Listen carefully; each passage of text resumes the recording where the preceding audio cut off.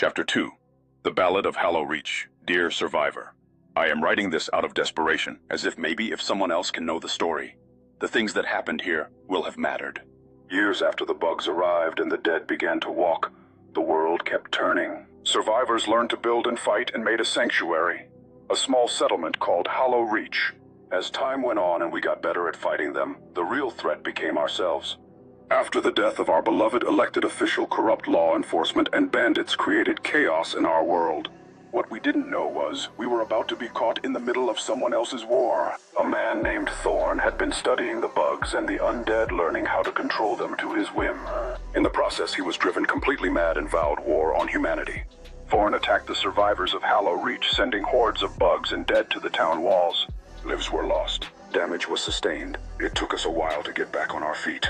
Then the Kentucky Republic appeared. Seemingly out of nowhere, this remnant of the old world's military forces were sworn enemies of chaos, especially Thorn. They promised if we allied with them, they would restore order to the corrupt law system and protect us against Thorn. They tried at least. The world ended on what was supposed to be a happy day. We were celebrating, dancing, drinking, gambling. The world seemed to be finally calming a bit. We were very wrong. Thorn had spent months dormant, gathering every biological weapon he had. Within an hour, the marketplace was completely overrun and burning. Then he turned his sights on Hallow Reach itself. Survivors and the Kentucky Republic raced towards the settlement, while the survivors fought their way in and used every last bullet trying to make a dent in the bugs and zombies. The Kentucky Rangers drove directly into a trap. Thorn had left thousands of his minions in the woods along the West Point Highway. The Republic lasted a couple hours trying to cut a path through the mess until their final radio message was received. As the flames roared around them, the survivors gathered their strength, forging a bond of resilience. Each face told a story of loss and bravery, igniting a flicker of hope among the chaos. They knew that even in the darkest of times, unity could lead to victory against insurmountable odds.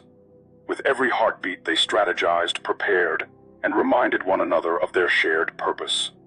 It was in this moment that hope transformed into action, and they stepped forward into the inferno, ready to reclaim their lives and fight back against the darkness. It was a deafening cacophony of clicking and hollow groans. But Thorn had made an error. Thorn had summoned every minion he had to kill us, but he had never commanded such numbers before. As he stood atop the roof of a burning building, laughing at the devastation he has caused, it collapsed, and he fell into a frenzied burning nest of his own creatures. He died screaming. The survivors continued to fight, moving to one building and another, as raging fires took over the town. One by one they fell. All died heroes. And that's where our story ends for now.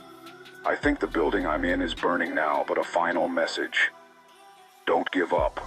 Learn to fight, learn to build, and remember to never give up hope.